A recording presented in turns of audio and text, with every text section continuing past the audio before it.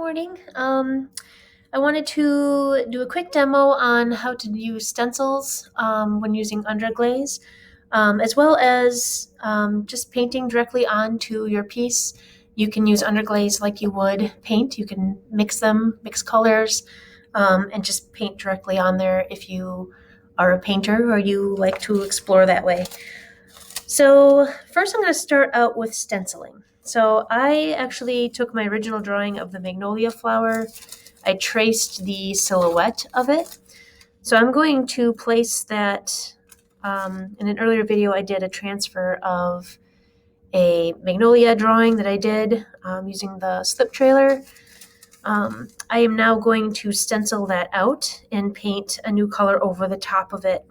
And what that's going to do is the stencil is going to mask the color of Underglaze I'm going to paint over the top. So when I pull the stencil up, this drawing will still be here. It won't be covered up by Underglaze, and the color of the clay body will still come through, as well as the blue that's underneath the drawing there too. So first of all, I'm going to plan out how I'm going to place these. So I wanted to put one here, and this was kind of my practice run where I had some Underglaze kind of run with my transfer. So this is kind of just an experiment. I'm going to stencil out both flowers, and then I want to cut another stencil to go across the bottom here, maybe kind of mimicking this shape up here, but going in the opposite direction.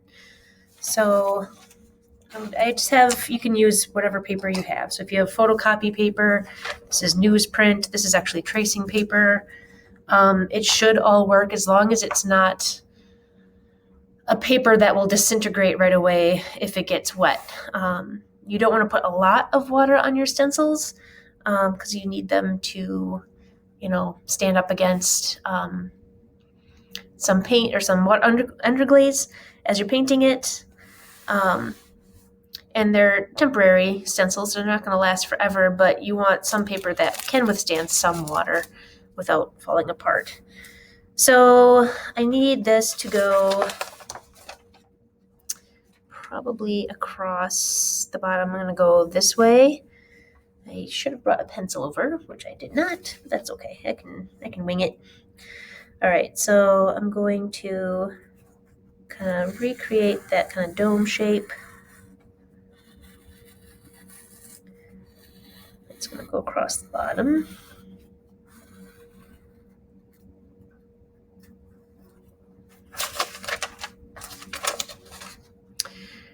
And it's going the opposite direction. So this one's kind of leaning this way versus the blue one's leaning this way. So that's kind of my plan. And then I also kind of wanted to mimic the carvings that I did.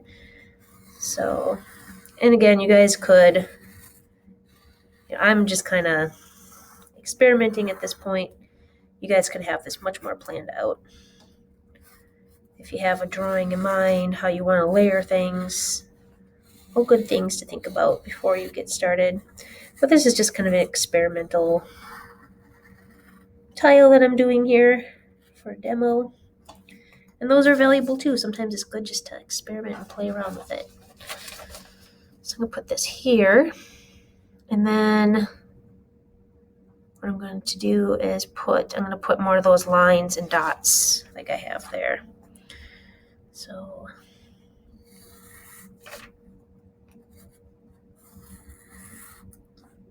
and notice that I'm using a piece of cardboard underneath my cutting. So that I don't end up cutting into either my wear board or my tabletop or whatever surface you're working on.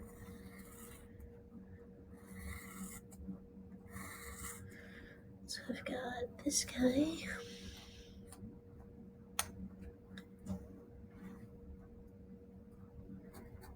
This guy.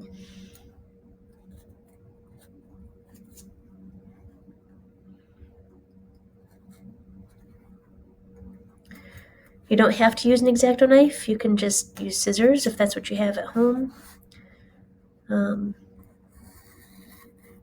Whatever works for you. You can also use pre-made stencils if you want, as long as you can get them to kind of adhere to the clay that you're working on or the surface. So if like it's a rounded form, if it's like a cup or a bowl and you're trying to use stencils, paper is nice because it wraps versus like a kind of one of those thicker mylar plastic stencils that you can buy at the store, which are great for flat surfaces, but sometimes make it difficult if you're trying to wrap it around a rounded form.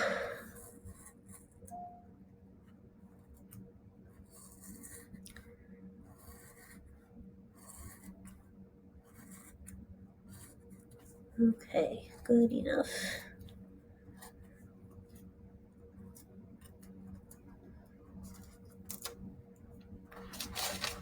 All right, so I'll just leave it at that. So I'm going to put this here, and I'm going to stencil. I'm going to kind of protect that flower and then this one, and paint over the rest of it. So I'll start with getting this stencil down first. So just like I did for the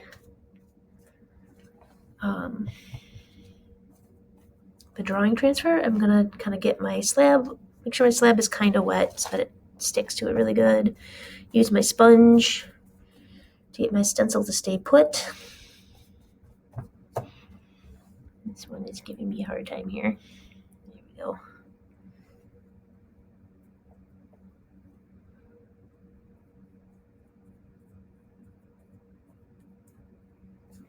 I'm gonna smooth out those wrinkles because those wrinkles will allow underglaze to go underneath, and then you'll be cleaning up afterwards, which if we can avoid as much as possible would be great.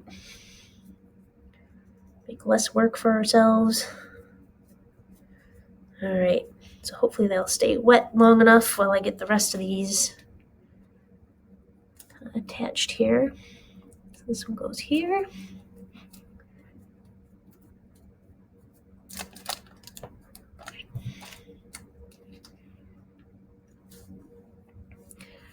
Right over that drawing.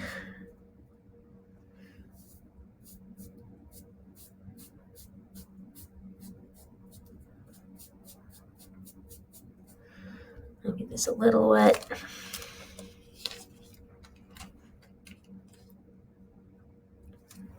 And place it down just like so.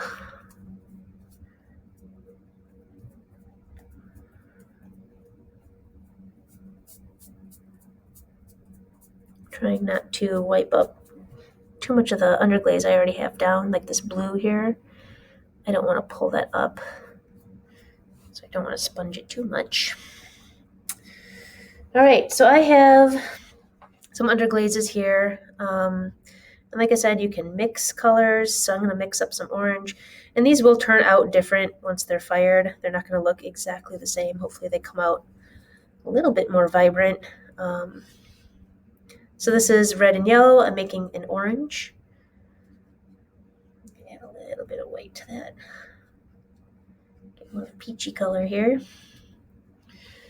All right, so I am going to just start adding this here.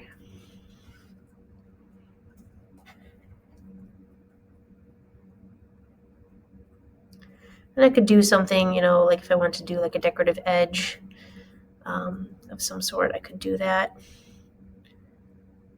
I didn't think too far ahead on this one, so I'm just gonna go for it.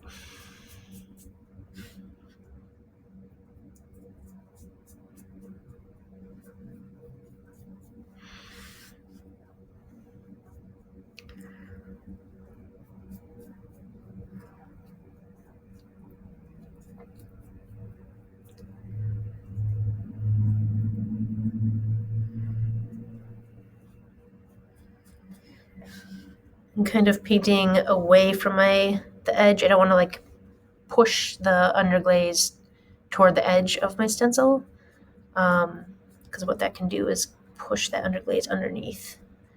So I'm trying to pull away from the edge as I go. It looks like I'm gonna have to mix up some more orange. Let's see.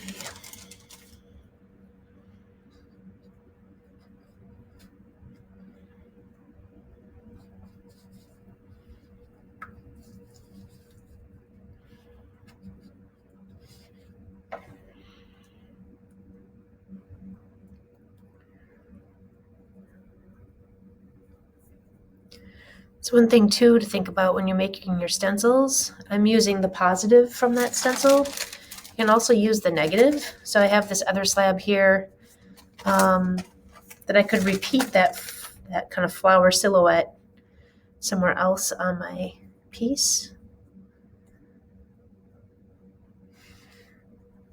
It's kind of fun to play with the positive and the negative shapes that you get from stencils. Maybe I'll even do that on this one.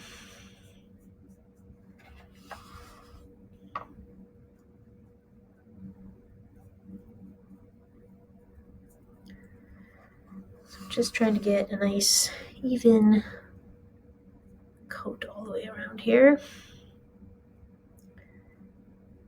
And I think for down here, for where this line is, I am just going to put in some white or some kind of like, it has a little orange mixed into it, so it might be kind of like might turn out to be kind of peachy pink.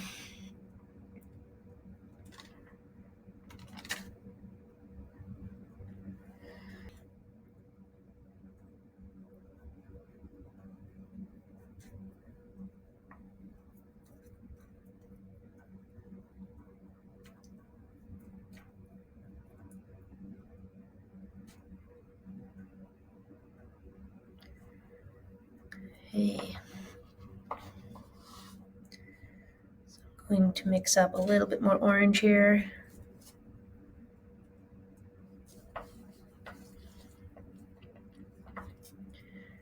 Thicken up this coat here. A good couple of layers just to get a good solid color on there. Remember, underglaze does not melt, so if you leave brush marks with your underglaze, that will show. Versus if you're using just glaze, like regular glaze that has glass in it, it will melt and kind of smooth itself out. This stuff doesn't necessarily, so just keeping that in mind.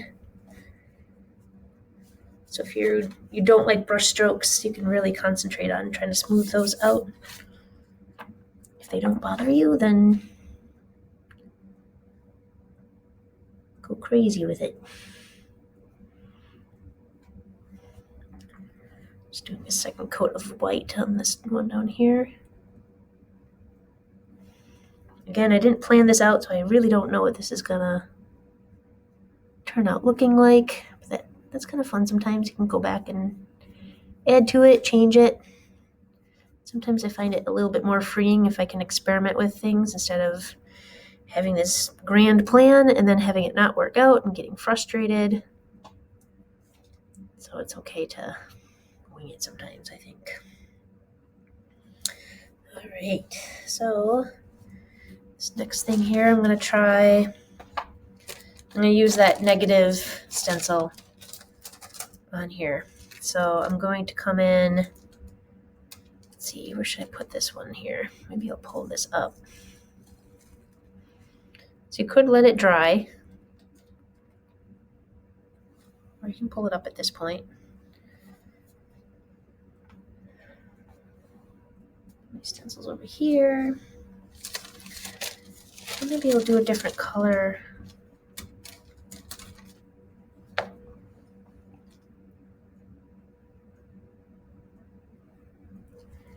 Maybe I'll do another blue.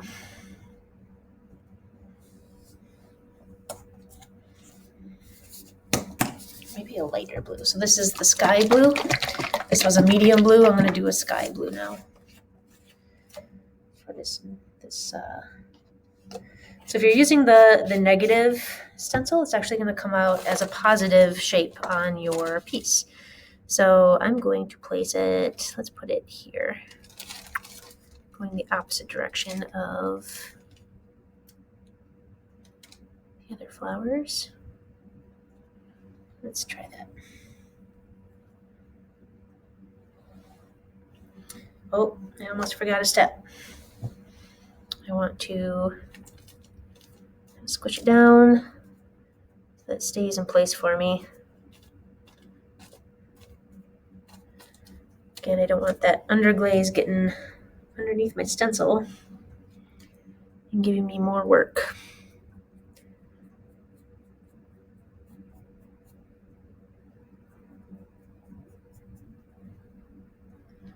So here it might be interesting how the orange and the blue overlap, if that will change how the colors come out after it's fired.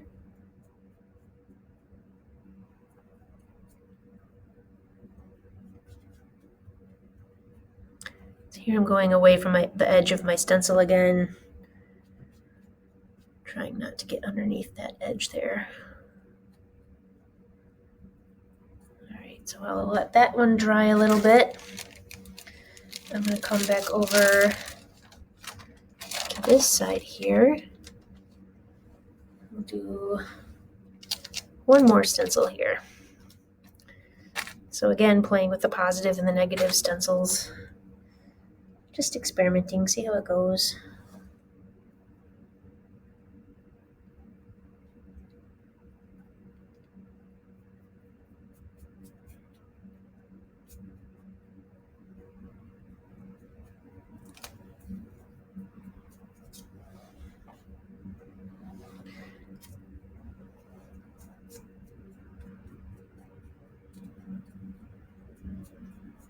This is the first time I've used these particular underglazes, so I'm not sure how transparent they are.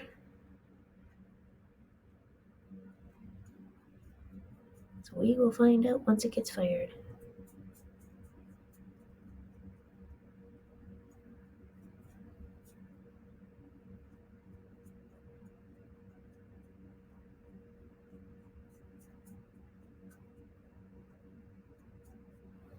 Okay, I'm gonna let that dry and then I'll do another coat. And then we will reveal what the stencils turned out to be like. All right, so I added another layer. It's not quite dry yet, but I'll pull the stencils off anyway so you guys can see what it looks like. So there is one of those positive shapes and a second one. So you can see you can also see that I got a little blob of yellow that must have got stuck to my stencil and I didn't notice it. Kind of clean that up. I can see where I'm going to have to clean up some other places too. I'll show you guys real quick. Especially on the orange. The orange was a little watery, so it kind of went underneath my stencil. I could have taken more time to make sure my stencil was down flat. And that way it wouldn't have bled underneath there. Sometimes it just happens because the underglaze is a little bit more watery than expected. But you can see how the first stencils blocked out the underglaze so that you still see the drawing that was transferred earlier. It also blocked up here so that you can see some of the blue is still underneath that drawing. And then I used the negative stencil to create these positive shapes of the silhouette of the flower as well. So I'm probably going to go back in. I could carve back into these. I could do another drawing transfer, kind of experiment with different surface design techniques just to kind of add to it and make it feel a little bit more finished. But I think the stencils actually kind of made it more interesting. So there you go, stenciling.